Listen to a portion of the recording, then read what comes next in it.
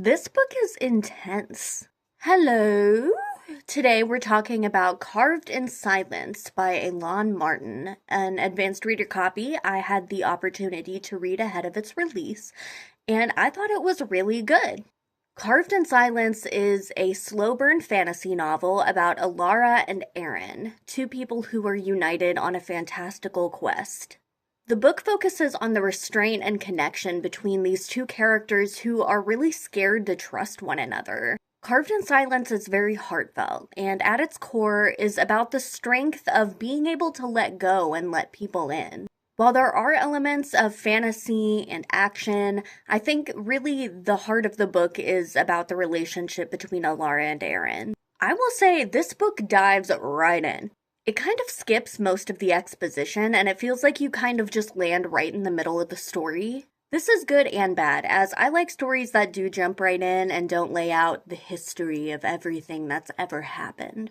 But at the same time, it kind of takes some time to understand what's going on in the book because it doesn't lay it out for you at all.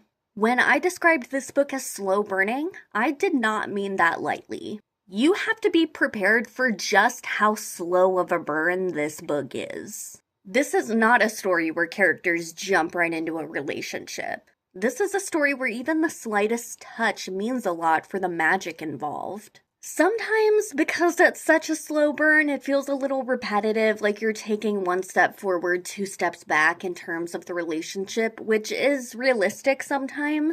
But in terms of reading it, sometimes you're kind of like, let's go. Let's go a little bit. They do kind of harp on their feelings because they're so traumatized by things that have happened to them in their past. Now, besides my little criticism on that, I think the book is very well written. It's super complex. It's not all intensity, though. They do have some other characters like Hell who come in and break the tension once in a while, which is very needed. And it's kind of a relief when you read it. You're like, that was getting like, oh. One thing that I struggled with, now, let me just say, I'm horrible with geography. So I struggled with the location of things in this book. I am one of those people who flips back to the beginning of the book for the map because I'm like, they could have just gone to Mars for all I know. This book didn't have a map, which it may have benefited from if you're a dum-dum like me who's like, where is anything?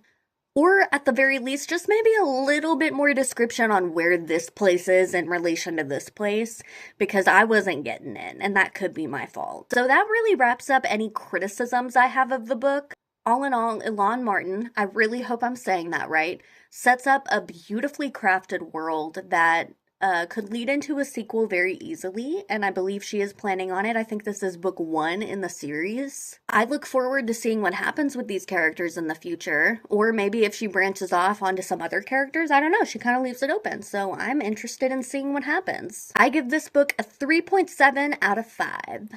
Don't forget to go get Carved in Silence when it releases on February 20th. And let me know in the comments what you think about it. Thank you to the author for the advanced reader copy. I really enjoyed it, and I wish you the best of luck on release day.